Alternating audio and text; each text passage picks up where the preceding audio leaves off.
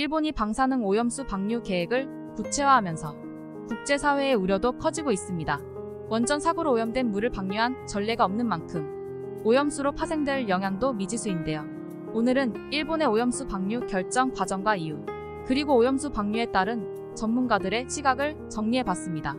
2011년 3월 동일본 대지진으로 후쿠시마 원전 사고가 발생한 이후 도쿄전력은 원자력 발전소에 보관된 110만 톤이 넘는 규모의 오염수 처리 방안을 고민했는데요. 2021년 결국 도쿄전력은 국제사회의 반대에도 오염수를 바닷물로 희석한 뒤 해양 방류할 방침이라고 발표했습니다. 그 다음해인 2022년 일본 원자력규제위원회는 오염수를 희석해 바다에 버리는 도쿄전력의 계획을 최종 승인했습니다. 일본 정부는 다액종 제거 설비를 통해 오염수의 방사성 물질 농도를 기준치 이하로 희석하는 과정을 거쳐 문제가 없다는 입장입니다. 이어 오염수는 2051년까지 약 30년에 걸쳐 방류할 계획이라고 덧붙였죠. 일본이 오염수 처리 방식으로 방류를 고집하는 이유는 오염수 보관 문제와 비용 때문인데요. 핵연료를 식히는 과정에서 발생한 오염수를 후쿠시마 핵발전소 부지에 보관 중이었지만 더는 보관 공간이 없어 해양 방류를 결정한 것이죠. 또한 일본 경제산업성 산하대책위원회는 2016년 기준 오염수를 바다에 방류하는 비용이 34억엔이 들 것으로 추정했습니다. 당시 대책위는 검토되는 토양 활용 방법이나 수증기 방출 방식 등 모든 처리 방안 가운데 방류가 가장 값싸고 빠른 해결책이라고 결론 내렸습니다. 그렇다면 오염수가 방류되면 어떤 일이 벌어지게 될까요?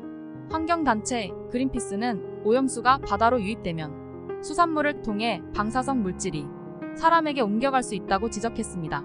방류 전인 지금도 후쿠시마 앞바다에서 잡히는 생선에서 방사성 물질 세슘이 대량 검출되고 있는데 오염수 방류로 그 정도가 심해질 수 있다는 설명이죠.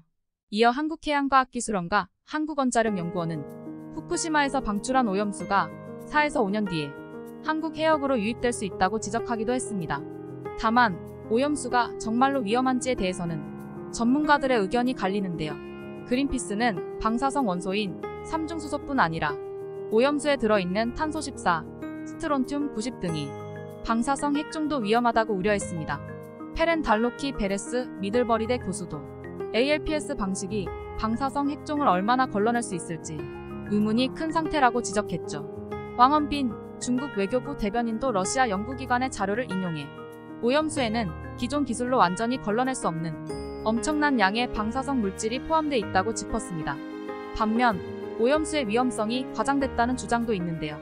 백원필 한국원자력학회 회장은 후쿠시마 사고 당시에도 우리 해역에서 방사성 농도에 유의미한 변화가 관철되지 않았다며 이번 오염수는 농도가 낮다는 점에서 크게 우려하지 않아도 될 수준이라고 강조했습니다. 주한규 서울대학교 원자핵공학과 교수도 태평양 바닷물에 희석된 삼중수소가 우리나라 연안에 영향을 줄 가능성은 높지 않다는 입장을 밝혔죠. 아울러 2023년 후쿠시마 원전 오염수 처리 과정을 검증하고 있는 국제원자력기구는 중간 보고서를 통해 일본의 오염수 감시 체계는 믿을만하다는 평가를 내놨습니다. 한편 일본 정부는 지난 16일 주요 7개국 기후 에너지 환경 장관회의에서 오염수 방류에 관한 우호적 여론을 만들기 위해 G7 환영 성명을 추진했습니다. 다만 참가국의 반대로 무산됐는데요. 특히 슈테피 렘케 독일 환경부 장관이 오염수 방출에 관해서는 환영한다고 할 수 없다며 크게 반발했죠. 다른 참가국들도 후쿠시마 원전의 폐로 작업에는 환영 입장을 밝혔지만 오염수 바다 방류에 대해선 국제원자력기구의 검증을 지지한다며 말을 아꼈습니다. 이러한 후쿠시마 방류 계획에 우리 정부의 입장은 분명합니다. 앞서 정부는 16일 일본의 후쿠시마 원전 오염수 처리와 관련 과학적이고 객관적으로 안전하고 국제 기준에 부합해야 한다는 기존 입장을 재확인했는데요. 이와는 별개로 정부는 후쿠시마 오염수 방류 이슈의 민감성을 고려해 후쿠시마산 수산물 국내 수입은 없을 것이라고 여러 차례 밝혔죠. 원전 오염수 방류 계획에 대한 국제사회의 우려와 논의가 지속되는 상황에서 일본은 방류 계획에 대한 구체적인 대안과 대책을 제시해 설득력을 얻어야 합니다. 그러나 일본 정부는 자국민조차 설득하지 못한 상황입니다. 일본 원자력문화재단이 지난해 자국민 1,200명을 대상으로 진행한 설문조사에서 국민 51.9%가 방출에 대해 국민의 이해를 얻지 못했다고 답했는데요.